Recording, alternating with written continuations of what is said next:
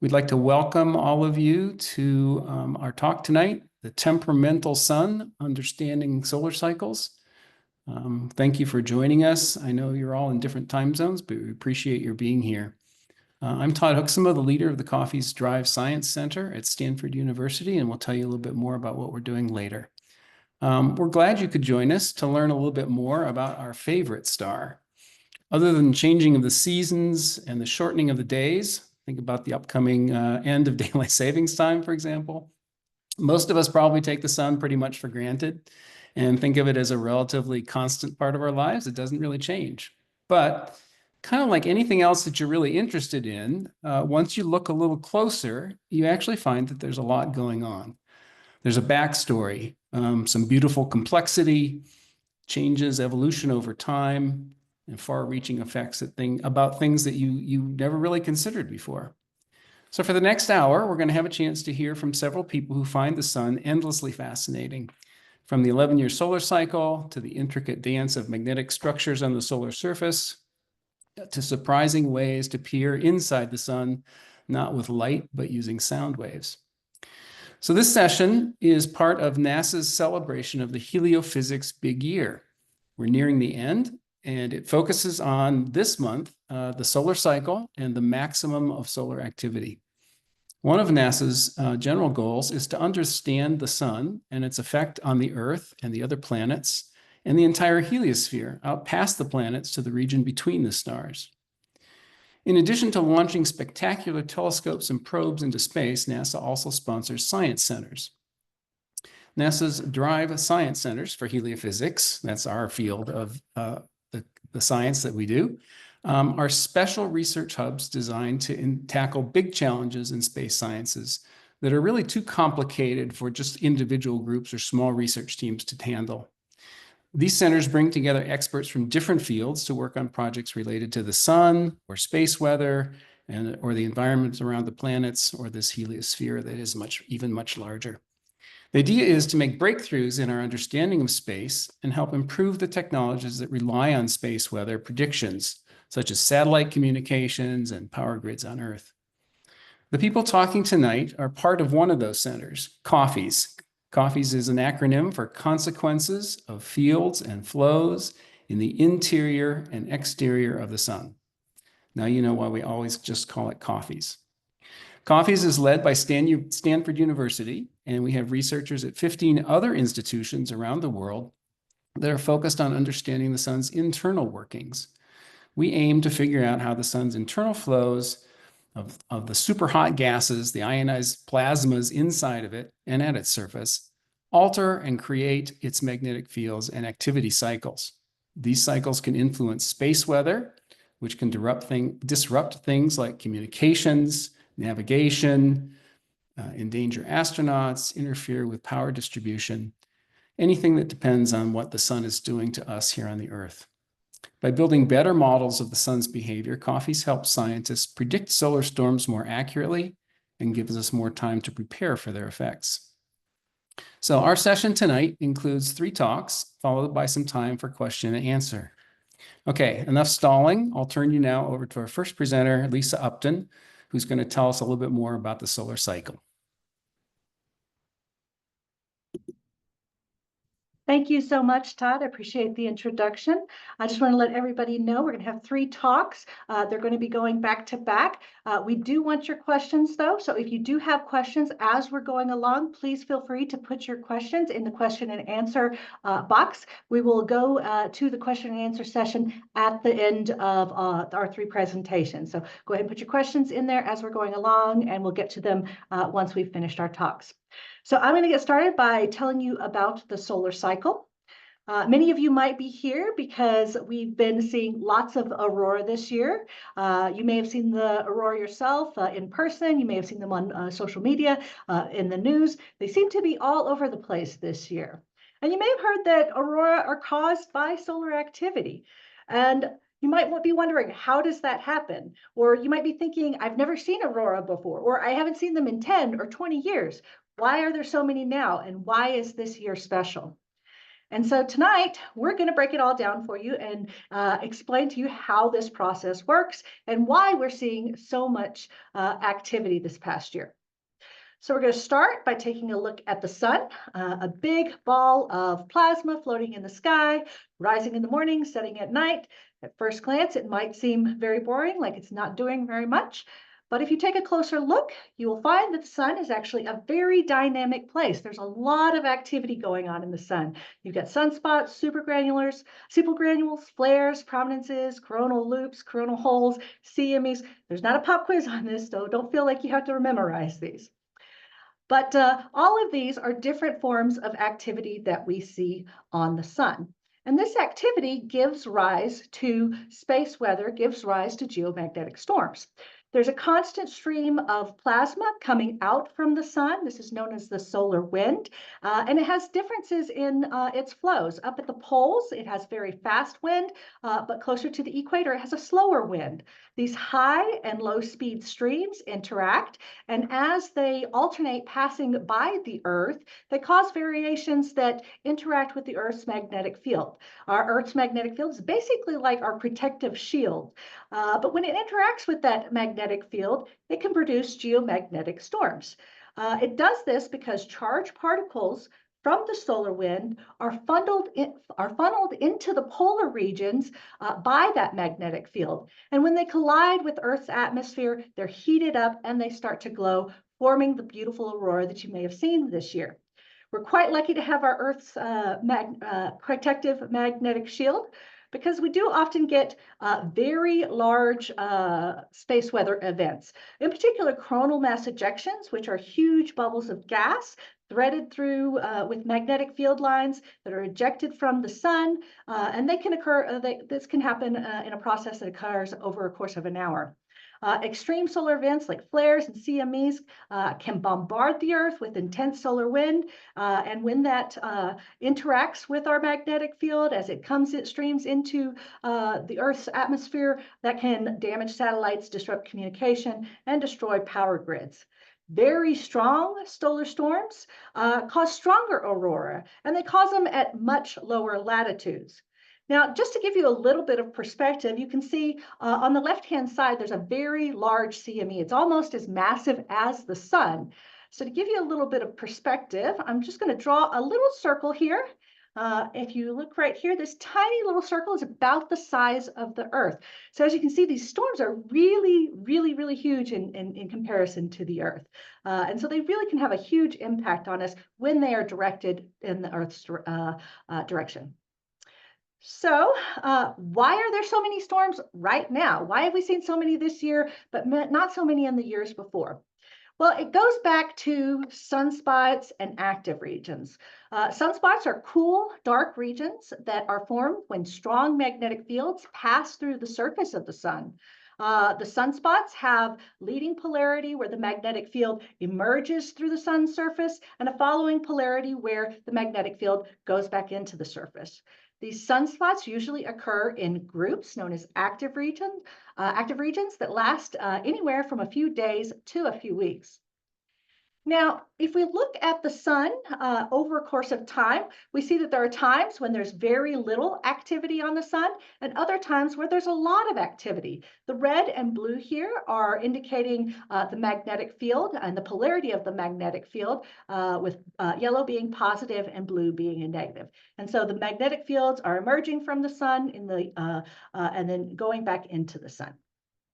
So if we look at the sun at a much longer time period, we can create a plot like this. This is what is known as a butterfly diagram or a magnetic butterfly diagram.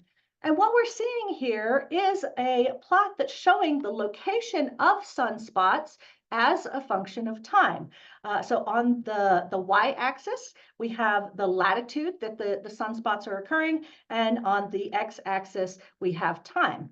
And what we see is that the appearance of these sunspots is very periodic, and there's regular behaviors that occur. We see that they occur on either sides of the equator, that they start at high latitudes and move to lower latitudes, and that the cycles tend to overlap by a couple of years. We can also plot the number of sunspots that we see as a function of time. And that's what we're seeing down here at the bottom. This rise and flow, this ebb and flow, rise and fall of the number of sunspots is really the measure or the metric that we use to measure the strength or the amplitude of the solar cycle. So if we look at more recent times, we are currently in solar cycle 25. So this is this last little bump that you're seeing here. This curve here is just a fit to the data, but the actual data is this variable line here that has a lot of bumps and wiggles. You can see that right now we have just had a very high point, and we are generally at the peak of the solar cycle. This phase here is what we call solar cycle maximum. And when we're at a time of solar cycle maximum, that means there's a lot of sunspots on the surface of the sun. There's a lot of magnetic field being tangled and wrapped around in the sun. And that's what produces a lot of the flares, CMEs, that come out towards Earth. And this tends to happen more often when we're at solar cycle maximum or in the declining phase of the solar cycle. So we're at solar cycle maximum now, which is why we've been seeing a lot of activity this past year. We'll probably continue to be in solar cycle maximum for about another 6 months to a year. And as I mentioned, geomagnetic storms are very common in the declining phase. So just because we're starting to see the number of sunspots decline doesn't mean that we're going to stop seeing the aurora altogether. We may still have some beautiful aurora in store for us. So to tell you a little bit more about how this process happens, I need to define a few things for you. So I'm going to tell you about the different layers of the sun and the different flows that we see on the sun. So the sun is a ball of gas, a ball of plasma floating in the sky. At the very center of the sun, our star is the place where nuclear fusion is occurring. So this is the core. The second 2/3 region of the sun is what is known as the radiative zone. And this is where all of that material is just flowing directly outwards. Now, the top layer of the sun is called the convection zone. And the reason why it changes from being radiative to convection is that there's a huge temperature gradient between the radiative zone and the surface of the sun. And this causes that plasma to boil, just like a pot of water. When you have a big temperature gradient, you get convection occurring. And so throughout the convection zone, that plasma is boiling. And then at the very top, of course, is the photosphere, which is what we call which is also known as the surface. Now, at the surface and within the convection zone, we see various different types of flows that occur on the sun. This is very similar to the Earth's atmosphere. We have jet streams and polar vortices. We have similar kinds of atmospheric flows that occur in the plasma within the convection zone. So, of course, we have convection, the boiling, the turbulent rising and fall of the plasma in the convection zone. We have an east-west flow that's much like the jet stream we have on Earth. That's called differential rotation. This occurs because the sun is not a solid body and its equator rotates much faster than its poles do. So you have a faster rotation at the equator than you do at the higher latitudes. And then the last flow is called meridional flow.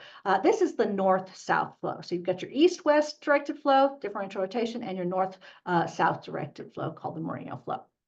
Now, when you put all of these pieces together, you create what is known as a solar dynamo. The dynamo model is kind of a conceptual picture of how all of this activity is created on the sun. We start out at solar minimum with a very weak magnetic field oriented in a north-south direction. This magnetic field is threaded through the convective interior. That differential rotation I talked about before stretches out that magnetic field inside the sun, which causes it to become stronger and to rise up through the surface, forming sunspots. When that magnetic flux comes through the surface, it becomes shredded up. It gets torn apart by those turbulent convective motions. Most of the flux will end up canceling out, but there are leftovers that are transported to the poles by that meridional flow.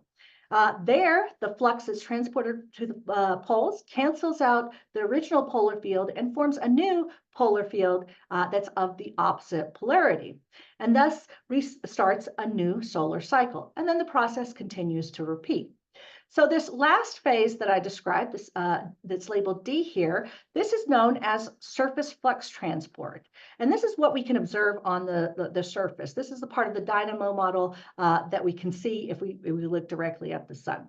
To tell you a little bit more about surface flux transport, I'm going to pass it over to Sushant Mahajan from Stanford University. Go ahead, Sushant. Thank you, Lisa. All right. Thank you, Lisa, for the wonderful introduction. I'm here to guide you through the processes that happen at the surface of the sun in terms of how the magnetic field of the sun evolves at the surface. Okay.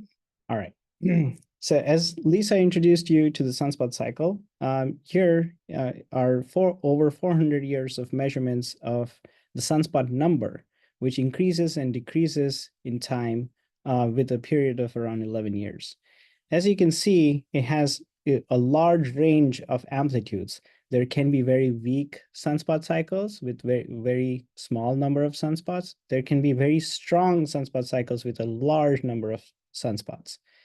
And so it is a kind of a challenging task for us to predict what the next sunspot cycle amplitude is going to be if we are going to try and predict the conditions of space weather that exists in between planets in the next 11 years.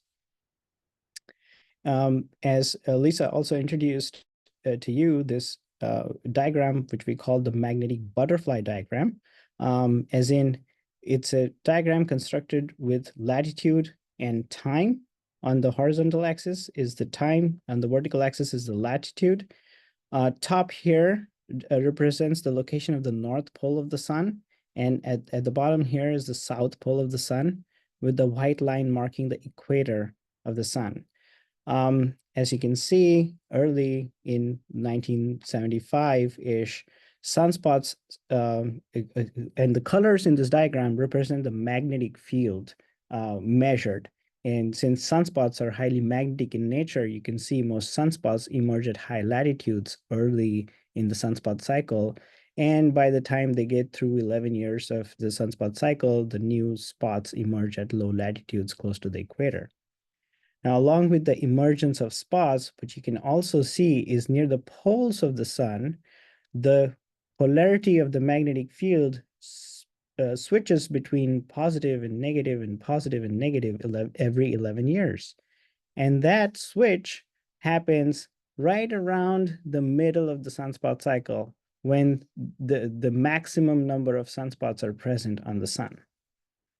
Now, usually, there's a very good correlation between the strength of the polar field of the sun at the end of one sunspot cycle and the strength of the next sunspot cycle. This is because we believe in the solar dynamo. It is this polar field which gets twisted around in the sun's interior, and it gets amplified in that process. It comes up to the surface and forms the sunspots of the next cycle. And so even though there is a strong correlation between this polar field near the end of the cycle and the upcoming cycle, there is still a lot of wiggle room for the amplitude of the cycle to change. So in order to predict the amplitude of the next cycles, we need to understand not only what the magnitude of the polar field is, but the physical processes that are responsible to build up this magnetic field. And to do that, we take a look at the source of magnetic fields at the solar surface, which is sunspots. On the left, you can see a very high resolution image of the surface of the sun without the presence of a sunspot. So this is what the quiet sun would look like. It's made of a bunch of different granules. These granules are nothing but cells in which the hot plasma is rising up to the surface, and that is seen as bright phases, and colder, darker plasma seeping inside the sun after giving off its energy in the form of light. And on the right is a very high resolution image of a sunspot taken by the world's largest solar telescope, which is the DKIS telescope on Maui. It shows you that sunspots have a lot of fine structure. And as Lisa said, sunspots are highly magnetic in nature. And when you have a bunch of magnetic field concentrated at one place, it kind of pushes some of the hot plasma out of that region, which makes those areas appear a little darker. Sunspots are still quite hot. They're about 4,500 degrees Celsius, but they are still colder in comparison to the rest of the sun, which is why they appear dark. All right, so if you look at the magnetic field on the sun, which we do with NASA's Solar Dynamics Observatory, the top panel here represents the magnetic field. So everywhere there are dark black colors in here, the magnetic field is negative. And wherever you see white pixels in this image, the magnetic field is positive. And so in the concentrated areas of magnetic fields are where the sunspots are located. And all these tiny fragments out here far away from those concentrations are kind of the remnants remaining after the decay and disintegration of sunspots that came before them. So sunspots appear on the sun typically in groups. They go through a lot of twisting and turning motions. They spread around their magnetic field and decay, and the remnants of their magnetic field kind of create this network of magnetic fields that are transported slowly towards the poles to create the polar field that we've been talking about. If you look at the atmosphere of the sun above the sunspots,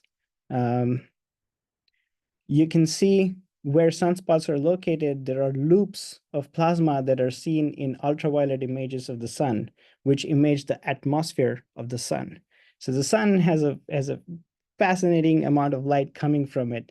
And when you look at light in different frequencies of light, you can see different layers of the sun. And the atmosphere of the sun kind of looks like this, with loops of magnetic field coming out and going back into the sun right above where sunspots appear. So when sunspots appear, the magnetic field that appears in sunspots is manufactured inside the sun. And we're working really hard to understand where exactly inside the sun the magnetic field is produced. But once it's produced, it rises up to the surface and pierces the surface of the sun in two locations, one from which and creates a pair of sunspots. One sunspot from which the magnetic field comes out, and the other one into which the magnetic field goes back inside the sun. And these loops are the same kind of loops that you were looking at in the ultraviolet images of the sun. Plasma likes to gather around magnetic field lines in the sun's atmosphere. And that's why when we image the sun's atmosphere, you see lots of loops of bright plasma. And this is the same as kind of imagining a horseshoe magnet inside the sun that is peeking through the surface of the sun. You have the North Pole and the South Pole of a magnet, and there's magnetic field connecting the two. Now, when let's say this horseshoe magnet has been manufactured inside the sun and it's rising up to the surface, it is subject to Coriolis forces, which are the same kind of forces that affect hurricanes on the Earth. You might have heard that hurricanes in the northern hemisphere of the Earth rotate counterclockwise, and hurricanes in the southern hemisphere rotate clockwise. That is because hurricanes have a perpendicular motion to the rotation of the Earth. And whenever you have that, you have Coriolis forces act on it. So similarly, because the sun is also a rotating body and such a magnetic field is rising up to pierce through the surface, sunspots get tilted in their during their rise up to the surface and appear in a with a counterclockwise tilt in the northern hemisphere and the opposite tilt in the southern hemisphere. So if the polarity of magnetic field near the pole in the northern hemisphere, let's say, is blue and orange in the southern hemisphere, the sunspots will appear such that the one that ends up close to the poles is opposite in nature to the magnetic field near that pole. And the sunspot that ends up closer to the equator is of the same sign. Now, over time, lots of twisting and turning motions will spread around the magnetic field in these spots and make them kind of larger. And if you cancel some magnetic field across the equator between these two spots, what remains is some orange polarity in the northern hemisphere. And that polarity is slowly transported towards the poles. Now, if you merge thousands of groups of spots like these, eventually you'd end up transporting a lot of orange polarity towards the poles to invert the and create a new polar field for the next sunspot cycle. Now, the flow that transports the remaining magnetic field in each spot, in each group of spots towards the poles, is a very slow flow that flows at around 25 miles per hour. And one of our major tasks in order to understand how the polar field inverts and how the polar field that will see the next cycle is going to be created, and to measure at what rate it's going to be created, we need to measure this flow speed accurately. Let's understand what kind of accuracy we're talking about, right? So imagine there's an astronomer in this picture. This is a picture of the big island of Hawaii. This mountain here is Mauna Kea, which is home to some of the largest telescopes in the world. There's an astronomer in this picture who's standing in front of his telescope. And that astronomer is not bald. He has some hair on his head. And his hair are flapping in the wind because it's quite windy on Mauna Kea most days, right? Now, the accuracy that we need in order to measure these flows in the sun is equivalent to looking at the hair of this astronomer standing on Mauna Kea, and if his hair moves by 1 width of human hair in 1 second, we need to be able to measure that speed of movement of the hair, and we need to be able to track how his hair are moving. Sounds challenging, doesn't it? But this is not the full analogy. Let me make it equivalent to what we're doing in the sun. You need to track that movement of a width of human hair in 1 second of this astronomer on the big island of Hawaii, while you are sitting in Atlanta, Georgia, 4,500 miles away. That is the kind of accuracy that we need in order to measure the flows accurately. As if it wasn't hard enough, sunspots, the appearance of sunspots kind of throws a wrench into the plasma flows, because when sunspots appear, let's say there's a spot here, it also affects the flows around it. It drives inflows into the sunspot region, kind of like a hurricane, collecting flow from all around it. And that flow speed is also around 25 miles per hour.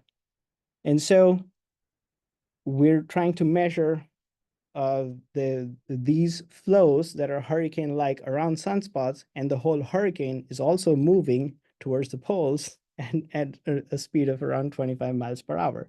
That makes this task pretty complicated. And to explain more about how these flows are measured, not only at the surface of the sun, but also much deeper inside the sun with a technique called helioseismology, I'll pass this over to our resident seismologist, Oana Vesa.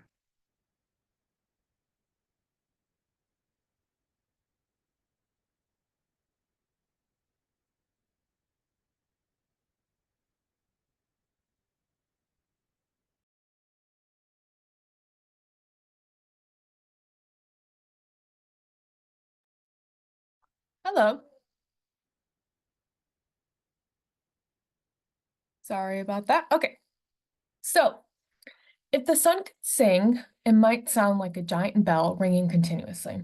And just like Earth, which shakes during an earthquake, the sun is constantly shaking with sound waves rippling below its surface. And we can use these vibrations or sound waves to listen to the sun and create a blueprint of its interior. This is called helioseismology. But what actually is helioseismology? To better understand this concept, we can break the word down into three components or parts. Helios, which stands for the sun. Seismos, from seismos, so think of quakes, tremors, oscillations. And logi, which you can think of as the phrase study of. So when we put this all together, we find that helioseismology is the study of the structure and dynamics of the sun using its oscillations. And this technique allows us to listen to the sun to create a blueprint of its interior and better understand our closest star. So just like earthquakes on Earth help scientists understand what's going on underneath their feet, the sun has constant vibrations that reveal what's happening deep inside it. So imagine the sun as a giant bell that's always ringing. In real life, if you rung a bell, it would continue ringing for a little bit, but generally stop at some point. However, our sun is constantly vibrating, which produces many, many, many sound waves. So the image on the right shows an example of the movement of sound waves inside our sun. These sound waves bounce around the interior of the sun and are reflected from one part to another. Some can even go deeper into the interior, allowing us to capture even more information that we wouldn't normally be able to observe or see. For studying earthquakes, we use seismographs to pick up the Earth's vibrations. So you can see an example of one on the image on the left. Seismographs can detect and record ground motions in the Earth's surface from earthquakes. But for the sun, we can use telescopes like NASA's Solar Dynamics Observatory to observe the shaking surface of the sun. And by monitoring these tiny movements caused by sound waves in the interior, scientists can learn a lot about the sun's interior workings, such as temperature, composition, and activity below the surface, things that we wouldn't or couldn't normally see any other way. It's sort of like a solar ultrasound that shows us how the sun works from the inside out. But how are these vibrations or sound waves created? So these vibrations are caused by sound waves that travel through the sun. They are created by bubbling hot gas near the surface, and the area where the bubbling hot gas first forms is called the convective zone. So we can see an image of the different layers of the solar interior on the left. 99% of the sun's energy is generated in the hot core and is transported towards the surface. Energy travels through the radiative zone by radiation and bounces around in a random fashion. In fact, it can take millions of years for energy to travel through this region. The convective zone is the outermost 25% of the solar interior. And this is where the bubbling hot gas that I mentioned earlier forms that creates the sound waves. Energy in this region is transported through convection. To better understand this concept of the bubbling hot gases inside our sun, first picture a pot of boiling water. Hot water bubbles rise up. Once they reach the surface, they cool and burst and fall back down again. And this process generally continues as long as there's water left to boil. In the sun, the same process happens with massive gas bubbles, some the size of Texas or larger.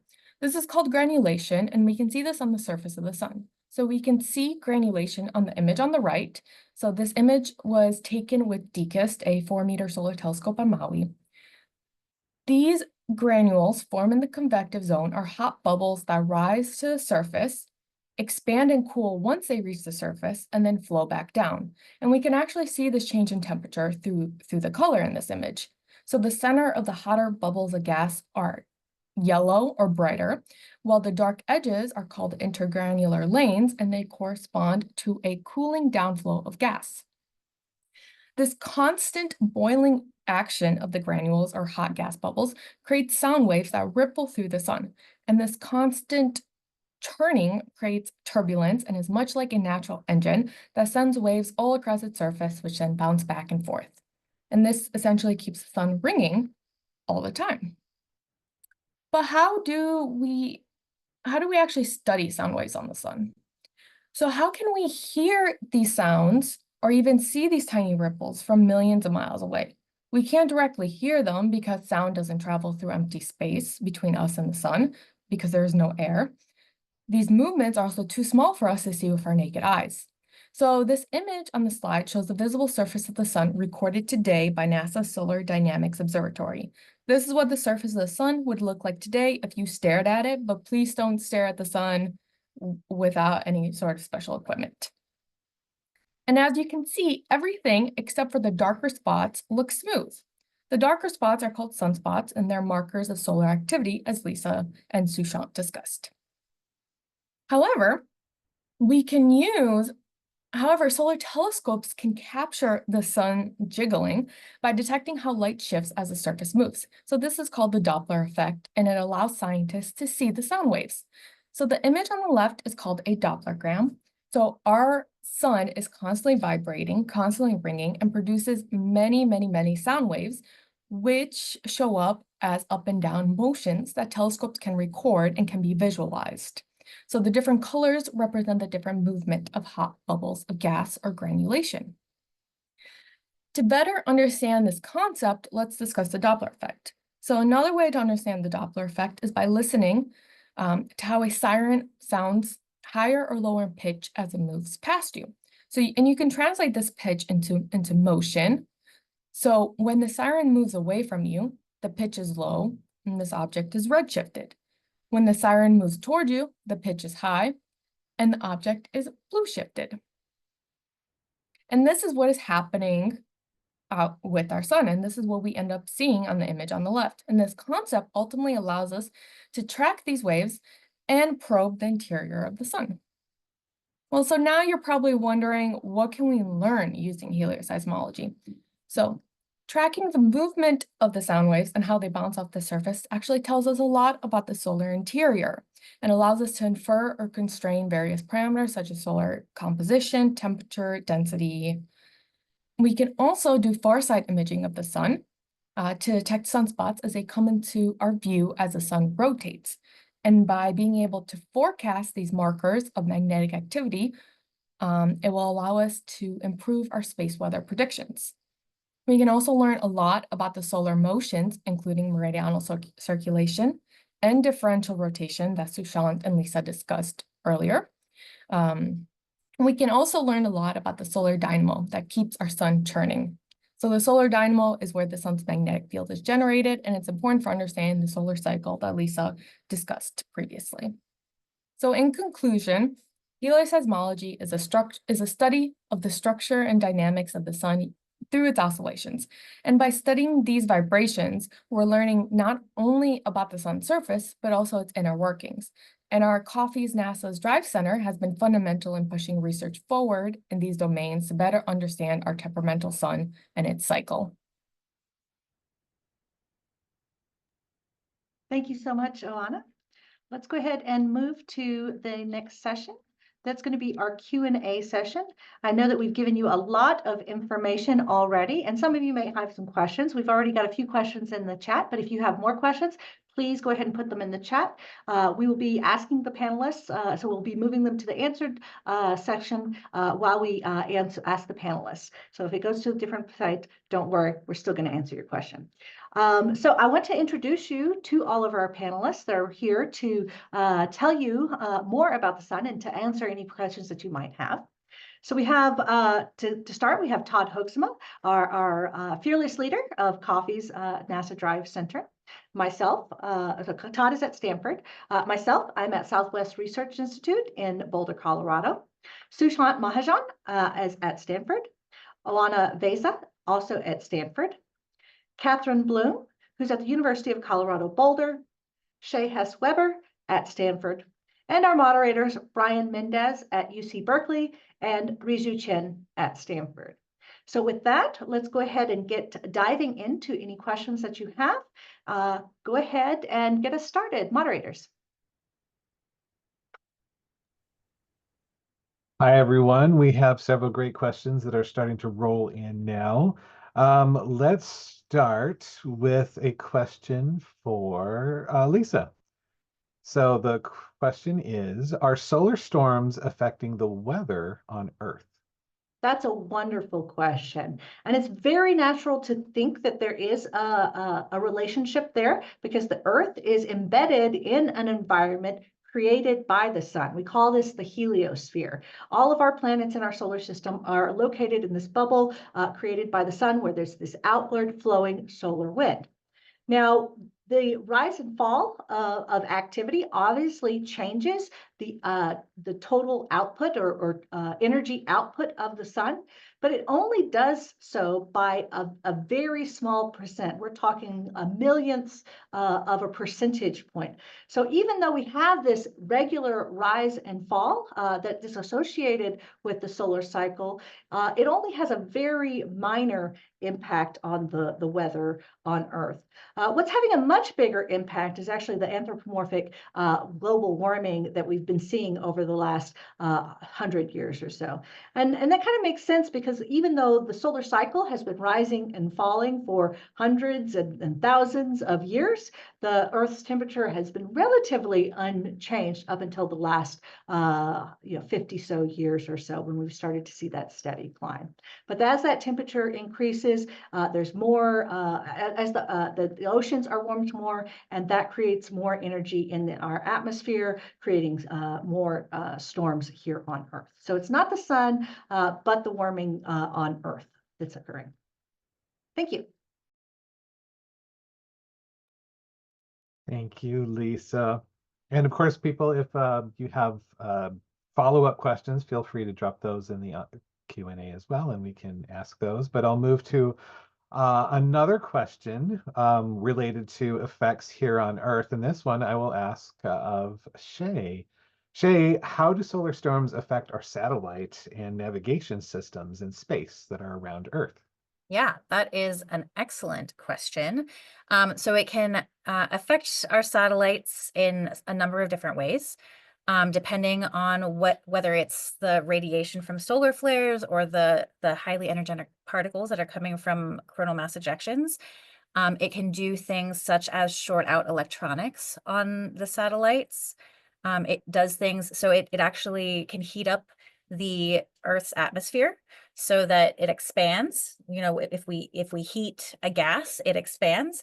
So when the Earth's atmosphere gets hit with a lot of radiation, a lot of charged particles, it will expand out, and that can then create extra frictional forces, extra drag on some of the lower satellites. And if you recall, back in May, there were some news stories about some of the Starlink satellites that were sent up, that were launched, and then about 40 of them came right back down. That's because they were launched during a solar storm and the atmosphere was higher, was thicker, higher up than was expected. And that was due to the sun affecting the atmosphere, which then affected the satellites. There are things like putting the function of some satellites into question. So for example, if you have a GPS, if you're using GPS or Google Maps, if the the size of the atmosphere changes, then those signals are less clear, right? So your GPS or your Google Maps may not actually know exactly where you are, and that actually becomes a problem for things like airplanes. Airplanes will get diverted if GPS is not accurate enough. And so there's a lot of other technological downstream effects for when satellites are put in question. And there are often satellites that are turned off during solar storms so that they won't have a buildup of excess energy, they won't short out, and they'll wait until after the solar storm has passed before they power up and get things running again.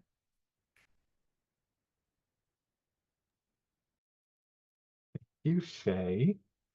I've got a question here for Sushant, and it is about the solar cycle. What's driving the 11-year sunspot cycle? Does it have anything to do with the planets? Oh, that is a really interesting question, because one of the planets, which is incidentally the largest planet, Jupiter, also has a period of around 11 years around the sun.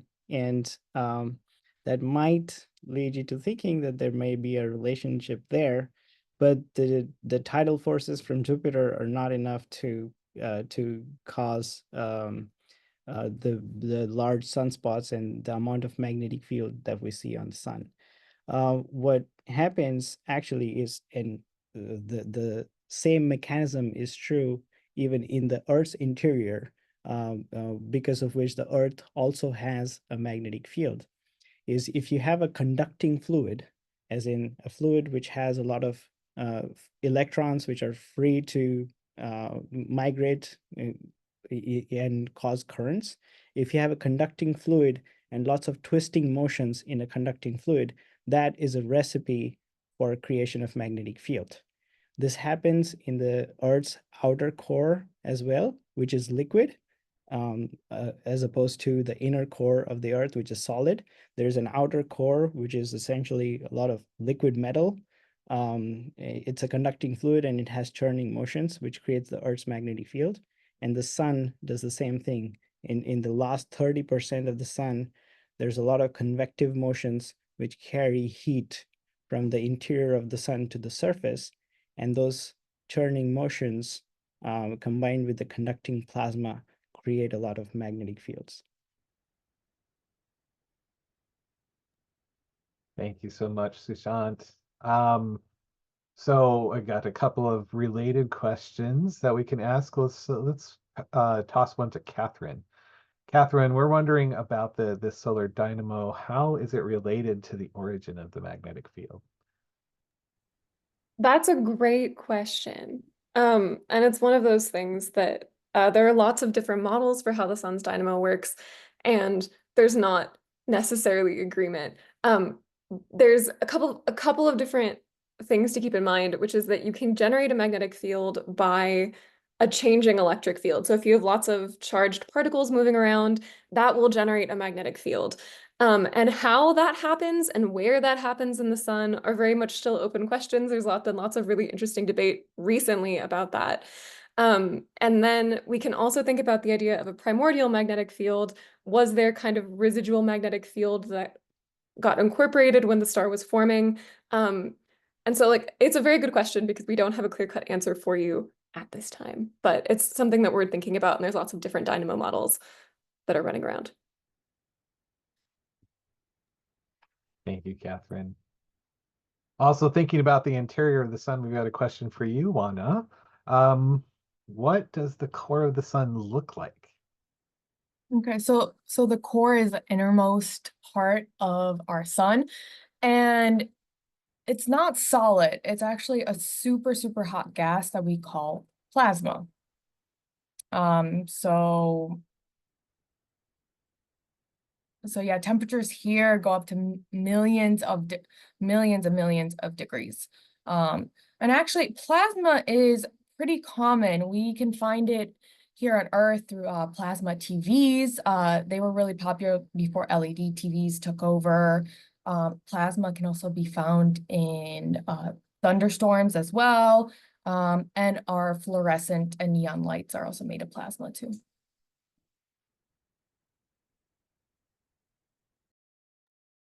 Thank you, Oana. We have a question for Todd. Todd, how do solar storms affect weather or the atmosphere of other planets in the solar system? Yeah, thanks. That's a good question too, because it varies a lot from planet to planet. Like we said before, weather itself isn't really directly affected by the sunspot cycle or solar storms. But when a planet has a magnetosphere, then there's an interaction between those storms and the magnetic field that's caused by the planet.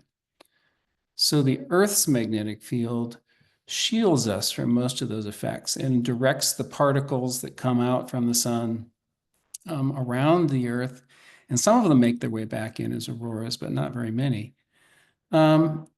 We have seen auroras on other planets. I know at least on Jupiter and Saturn, and probably some of the outer planets too, that each have their own different magnetospheres.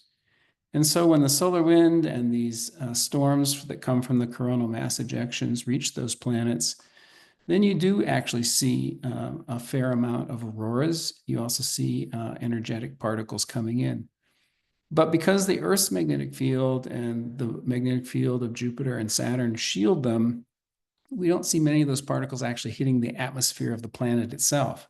If you have a planet like Venus or a planet like Mars or the Moon or Mercury, which only has a little magnetic field, those particles have direct access to what's going on in the atmosphere itself. And so you can see a lot more effects in terms of ionizing that atmosphere and in stripping away some of the atmosphere.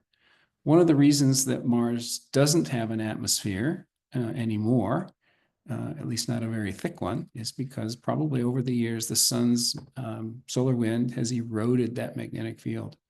Of course, that begs the question of why Venus, which is closer to the sun than the Earth and doesn't have a magnetic field either, has a very dense atmosphere. And so maybe some of the lighter materials have been stripped off, but not the heavier ones. So yeah, there are effects, and it is a little bit different at each planet, and it depends upon that planet's own magnetic field, really, what those interactions are like. Thank you very much, Todd. We've got lots of questions that are clearly from people who know a little bit more information than the average person. I'll save some of those for a little bit later. There's a question here, however, about really strong solar storms. And of course, there was one strong storm known in the 19th century as the Carrington event. And someone's asking that question about that one, and I will send this to Sushant. The question is, do you think it is possible for a Carrington-level solar storm or stronger to cause auroras near or at the equator? Like, what level of strength of solar flare or coronal mass ejection would be needed for something like that to happen, or to see large-scale power grid failures on Earth?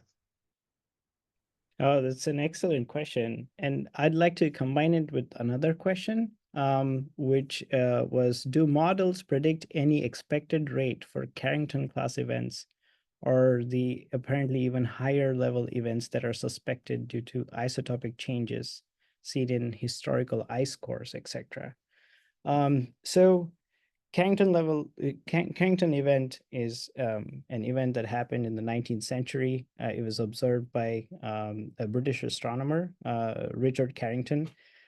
He was sitting in his home-built telescope and looking at a big sunspot region that appeared on the sun. I believe it was 1859, the year, thereabouts. And he saw a really bright flare. But funny story, he actually went away to find somebody to come and witness that event. And by the time he came back, the event had weakened. But anyway, 18 hours after that, there were aurorae seen everywhere on the Earth, as far south as Cuba and Mexico. There were miners in Colorado who woke up at 3 a.m. in the morning and started preparing breakfast because they thought it was morning. The aurorae were that bright. And so an event like that obviously has the potential to cause aurorae all over the world, all over the Earth. It is estimated that that event was caused by a solar flare that had a magnitude of X45, which makes it the largest solar flare ever recorded. Even though we didn't actually measure the magnitude at that time, this was estimated after the fact. But in May of this year, we did have a couple of flares occur, which were X7 and X9, and there were coronal mass ejections associated with those flares, which caused aurorae to be seen from as far down south as India. So that's getting pretty close. I would say events like of the magnitude that we saw back in May, which were X7 and X9, events slightly stronger than that have a potential to create aurorae close to the equator as well. Yeah, that's that. And as far as the models and the frequency of these events is concerned, there are statistical models which predict such events, that Carrington level events, to happen around once in a century. And given that the last one was in 1859, we're kind of overdue for one right now. But in terms of the impact of those events, back in 1859, we were not a very electricity-dependent civilization. Now we are, and we have large networks of electrical grids. The entire electrical grid of the US is just 3 grids. One's the eastern, one is the western grid, and Texas has its own electrical grid, of course.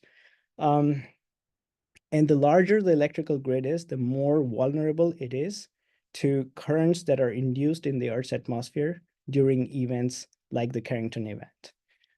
One of the examples of that is in 1989, I believe, thereabouts.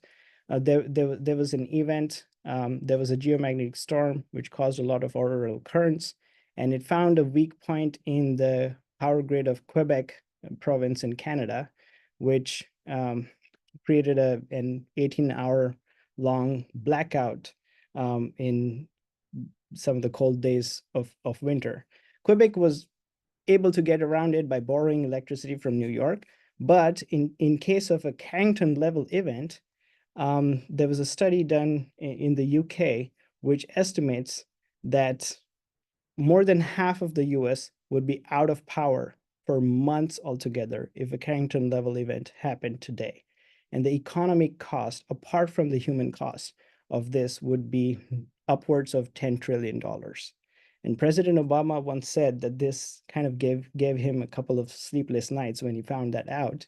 And so before he left office in 2016, he signed an executive order that was titled the National Space Weather Strategy. And so there are programs in place which provide funding for us to study the sun in order to forecast these events, and also on the operational side to electrical and power grid companies to install relay switches so that if the time comes and we predict an event like this, the electrical grid can be separated into smaller grids by turning off those relay switches so that it's less vulnerable to events like these.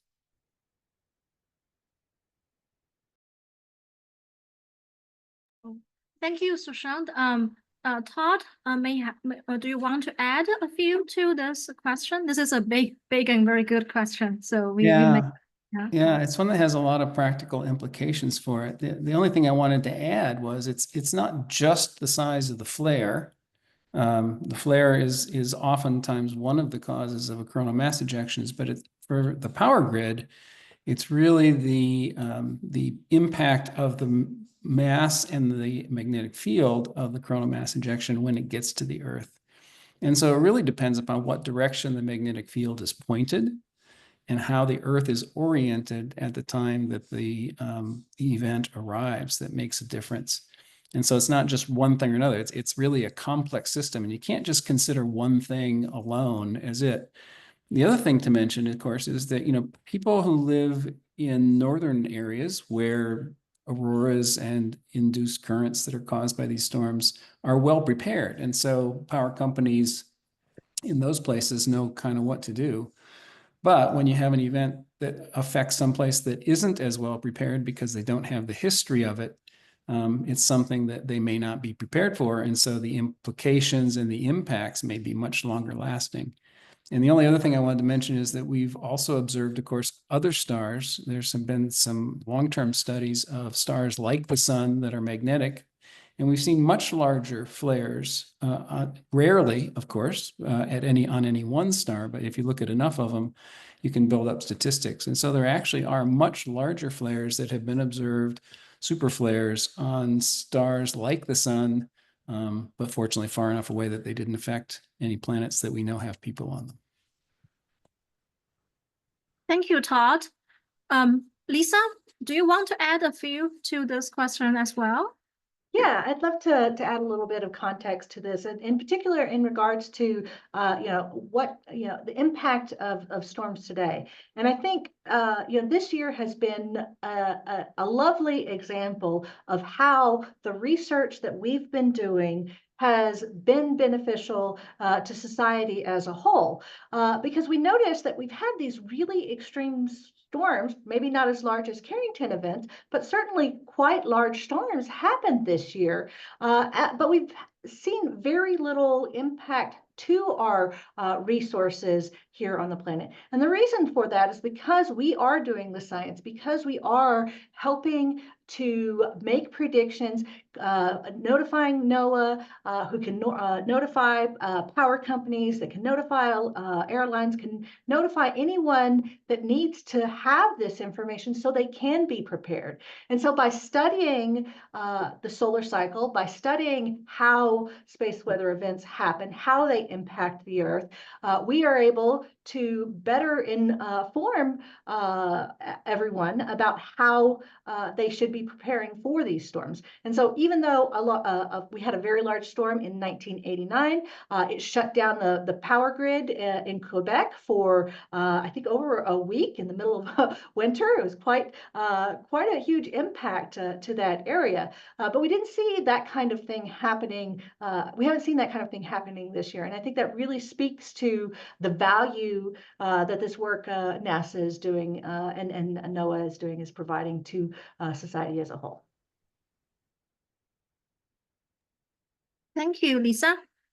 We have a lot more questions still open for discussion, and I'll pick one. So this is for Catherine. How did the Maunder minimum relate to the golden age of piracy? Sushant, is it possible that you could throw your slide up of the sunspot counts? Because I think the Maunder minimum is on there. Okay. Yeah. Thank you. See, this is just fun. So the sun has, as we've been talking about, a very well-known 11-year cycle where we have these sunspot maximum minima that are approximately every 11 years. There's also a much larger scale solar cycle potentially at play, and that's why like this Dalton minimum is marked here.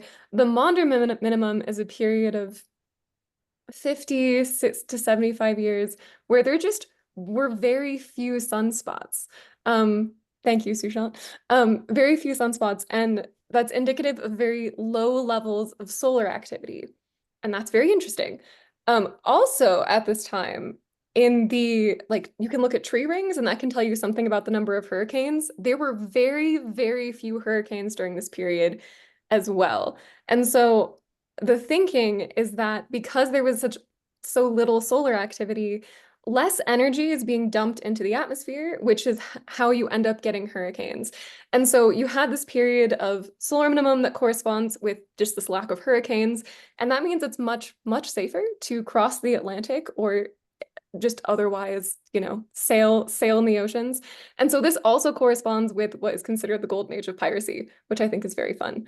All of this to say, like climate change that Lisa mentioned is having a much greater impact than this sort of thing did. So I don't want to confuse the issue, but this is an example of solar activity, increasing the amount of piracy in the world around that time, which I think is very fun.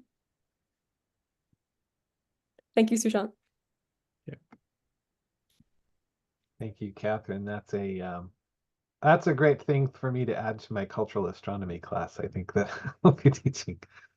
I have a question for Shay, which is a bit about the helioseismology. And the question is about those solar surface oscillation modes that Oana was talking about.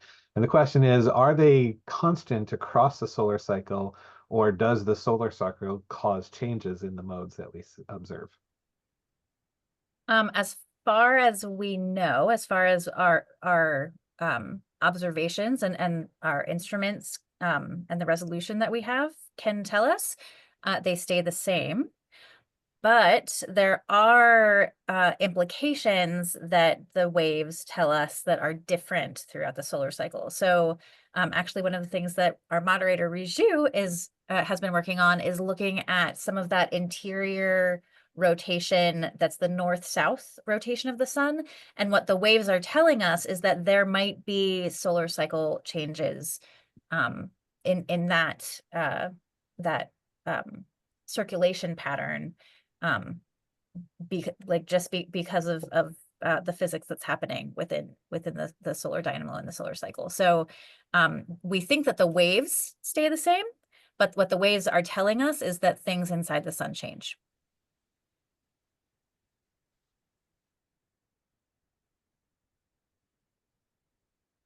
Okay, thank you, Shay.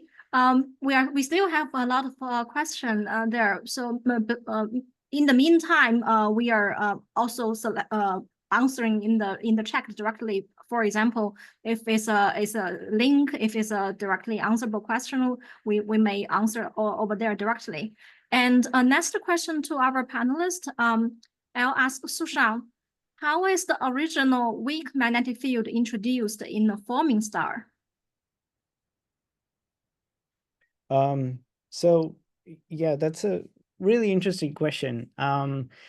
Since the formation of the universe, there has actually been very weak magnetic fields throughout the universe. And if you want to read more about the process is called a Biermann battery. Biermann battery is a process with which you can kind of amplify very weak seed magnetic fields. But essentially, in the conditions for the formation of a star, what you had before the sun existed was a cloud, a huge cloud of hydrogen gas, probably of the size of the orbit of Pluto, which slowly collapsed under its own weight and formed the sun and the rest of the solar system. And if you had even a tiny bit of magnetic field in that cloud, which was 40 astronomical units apart, and you collapsed it to a size that is thousands of times smaller than that original cloud, because magnetic flux is conserved, it's just a mathematical and geometrical property of magnetic fields. Because the magnetic flux is conserved, even if you had a tiny amount of magnetic field in that cloud, when you collapse it and make it thousands of times smaller, that increases the magnetic field by a factor of more than 1,000. And so that is how the sun originally gets its magnetic field, even if it formed in a weak magnetic cloud.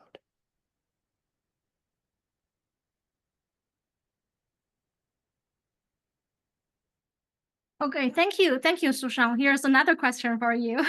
So, do models predict any expected rate for Carrington class events, or the apparently? Oh, okay. Somebody moved that question. Sorry. Sorry, I think I answered that as part of the previous Okay. We will mark this one as answered. Thank you. So We do So, have another question that it looks like, or either Sushant or maybe Lisa could answer. It was asking about the core of the sun and whether or not you can compare its density to something that's maybe more common to people's lives. You know, like Well, I think the specific question was to compare it with solid hydrogen or helium. And so, okay, the density of the core at the center of the sun is 150 grams per centimeter cube. And the density of solid hydrogen is 0.2. So, which is, of course, at a large atmospheric pressure, but so is the center of the sun. So the core of the sun is much, much, much denser than solid hydrogen. And actually, in the atmosphere of the sun, the surface of the sun, which is the layer that we study the most, the density of that layer is 1,000,000 times smaller than solid hydrogen. But interestingly, one of the other interesting layers, which is between radiative and convective zone, which we call the tachocline, that density is right around the same density as solid hydrogen, 0.2 grams per centimeter cube. But in terms of common items, the density of water is 1. The density of the whole part of the sun that is interesting to magnetic fields, the last 30% of the sun, is more than 5 times less dense than water in your glass. thank you, Sushant. So our next question I will pick Catherine. So could you say more about the potential wider solar cycle at play? Yeah, so like I said earlier, in addition to this 11-year solar cycle, thanks to data from tree rings and ice cores and also spotty sunspot records here and there, you can get a sense of, was there a huge amount of solar activity? Was there a low amount of solar activity? And some of the data seems to indicate that there was lots of solar activity kind of during the medieval period. And as we saw from the Maunder minimum, there was a lot less solar activity during that time. And so based on, a collection of a lot of different sources, we seem to see that there seems to be this larger cycle. But there's a little bit of an in-joke in the field that you can kind of find whatever relationship you want in the solar cycle data. So there's the 11-year cycle, and there seems to be a much larger cycle. And I think it's difficult to say more than that. Someone else can jump in if they would like to add more information. But we do have some historical information about old space weather events that could give us information about this.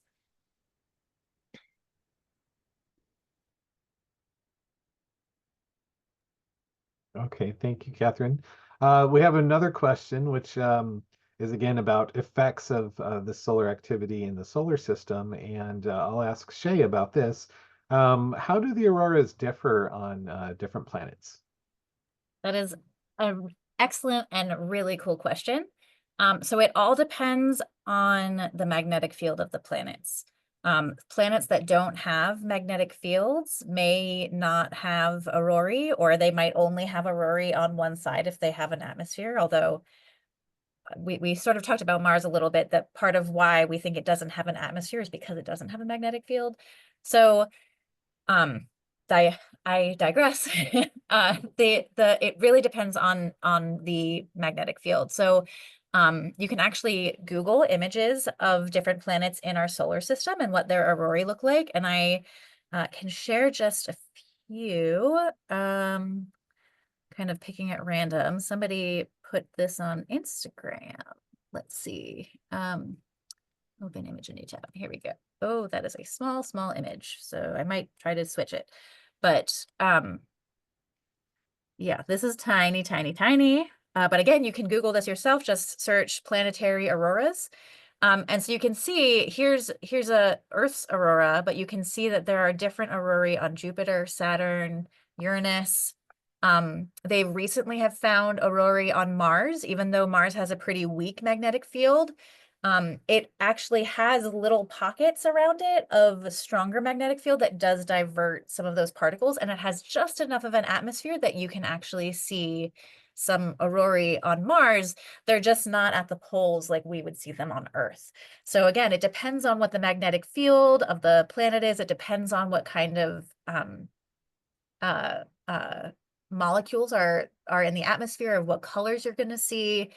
So yeah, it depends on the planet, and every planet is different. And I think Earth's is pretty special because we have oxygen.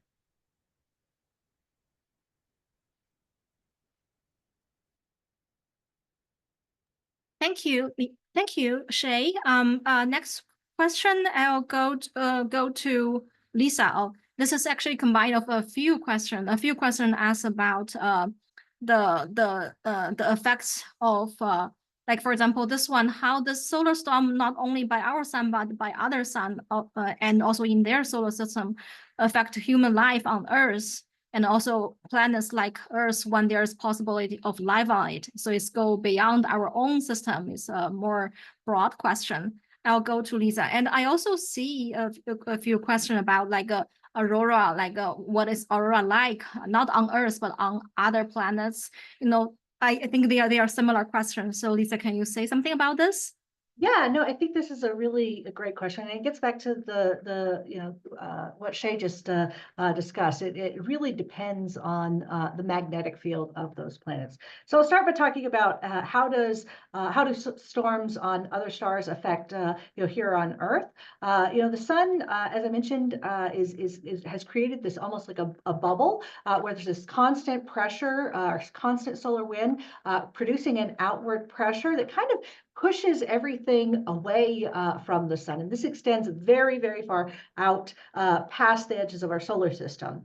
And so, there's not much that can get into this solar system from outside. It has to be very, very high energy. So we get galactic cosmic rays that come into our solar system from outside, but they have to be very high energy. And it's interesting because we see that those galactic cosmic rays that come to Earth are actually modulated by the solar cycle. So when the solar cycle is strong, fewer of those galactic cosmic rays are reaching us here on Earth.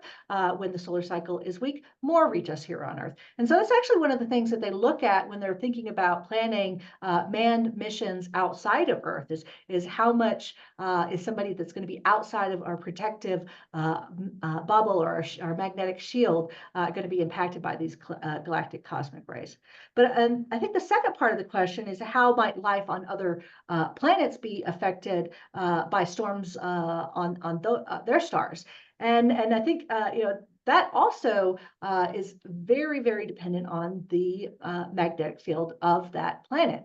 If that planet does not have a magnetic field, then the stellar wind from those stars strips away that atmosphere, and the surface receives a lot of those high energy particles directly. Whereas if they have a magnetic field to protect them, that helps keep that atmosphere in place. It helps insulate those creatures from or those that potential life from these high energy particles, and so it really serves as a protection if you have that magnetic field. A related question to you, Lisa. How do solar storms affect weather or atmosphere of other planets or all planets of our solar system? I noticed it may be partially answered. So do you want to add something to this? Well, I think Todd answered this earlier, and again, it goes back to the magnetic field and how big. Just like on the other planets in other star systems, if you've got that magnetic field to protect you, then you're in good shape. If you don't have that, then you're going to be in much worse shape. But it's very hard to sustain life in those types of environments. Thank you, Lisa. We have still a few questions left. So next one, go to Sushant. What type of particles present in solar storm? Maybe electrons. That's what mentioned in the question. Sushant. Yeah, over 99% of the particles are protons and electrons. So these are essentially hydrogen atoms, but in plasma state, the protons and electrons are independent of each other, with a small proportion of helium nuclei, also called alpha particles, and a trace amount of other ionic species, but it's mostly protons and electrons. You got that right. Thanks, Sushant. There's another question which I think I'll ask of Oana. And also I think Oana may have wanted to add some more to one of the other questions. So I'll give you an opportunity to mention, I think, about the aurora. But there's also a question about another helioseismology, since you're our resident helioseismologist. What are the highest and lowest sound wave frequencies that we detect on the sun? And is there any significance to those limits? So for the first part of that, Lisa already kind of covered what I was going to add. But to answer this question, so some of the waves that we can find in the sun, so there's P modes or acoustic modes or our sound waves. So these have periodicities of around 5 minutes. Some of the lowest frequency, so those are some of the highest frequency waves. Some low frequency waves are G modes or gravity waves, and these can have periodicities of hours, basically. And they're theorized in the radiative zone of the sun, but they haven't been definitively discovered. There's also F modes. These are surface gravity waves, and these are the types of waves you can see like on the surface of the ocean. And we can study the photosphere with these waves. So we can use low frequency waves essentially to study the sun as a whole sphere, and we can use high frequency waves to study smaller scale features on the sun like sunspots. Thanks so much, Oana. And we have one more question that we want to send to Lisa. And this question is about solar eclipses. And we're wondering, what have we learned about solar cycles with studying solar eclipses? Yeah, no, this is a really great question. So we really only have fairly good data as far as solar cycles for the last couple of hundred years. But of course, as we talked about earlier, we can get data from tree cores that give us more of a general sense of how the cycles have progressed. But in order to get really detailed measurements, we really have to be able to track those sunspot numbers. And so we've got lots of data for that for the last 100, 200 years, because we've done a good job of taking pictures or making drawings of the sun at those times. But prior to that, there's not a whole lot of images. But one of the things that people have been fascinated by for hundreds of years, thousands of years, have been the eclipses. And so we are able to find pictures, drawings, sketches of eclipses that occurred in the past. And one of the things that happens when you have an eclipse, the moon actually obscures the very brightest part of the sun. And so that allows you to see the very faint corona that extends much farther out. And so if you got to see the eclipse, you might have seen all these beautiful streamers coming off in different directions. Well, the placement of those streamers, how many they are, whether they're directed, north, east, west, how they're placed, actually gives us hints about what the polar magnetic fields might have been at that time. And there's actually been some really interesting studies that have come out in the last year or two from helio archivists that have gone and dug through the archaeological records and looked for images of the sun, in particular to tell us more about what was going on with the solar cycle during the Maunder minimum, because this is a period where we have very, very little data. And so, for a long time, it was thought that the solar cycle completely turned off altogether, that there were 60, 70, 80 years where there was just no activity. But But by looking through these records, looking for images, drawings of the sun, looking at eclipse drawings, we're able to kind of tease out a little bit more detail. And what we found is that there actually was a solar cycle happening, but at a very, very low level. So rather than being completely silent, the sun was whispering at that time. And so it's a really neat way to kind of probe a little bit deeper into the history and see what the sun might have been doing very, very long time ago. And so I think with that, we have reached the end of the time for our webinar today, our Q&A session. I do want to pass it on. If you're hungry for more information about the sun, for the science that we've been doing at Coffees, I'm going to pass it over to Shay, who's going to tell you about another event that's coming up soon that you might be interested in attending. So I just want to thank you all for coming. I hope you've learned a little bit more about the sun today and are as interested and excited about the solar cycle as we are. Shay, do you want to tell them about the next event? Yeah, absolutely. So if you enjoyed yourself today and you want to take a deeper dive, we have another event coming up hosted through Stanford's Kavli Institute for Particle Astrophysics and Cosmology on Monday. Oana Vesa, who you all got to meet and hear talk about helioseismology here, will be giving a full public lecture on Monday evening. So we welcome you all to register and attend that seminar. And you can either go to the KaiPak link that's listed here, or you can scan this QR code and it will take you to the registration page with the details. All right, thank you so much, Shay, and thank you so much for all of you coming to listen to what we had to say about the sun. Have a wonderful day. If you want to learn more, check out the COFFIES website, COFFIES at stanford.edu, and we really appreciate you coming and listen to what we had to tell you today. Have a great evening.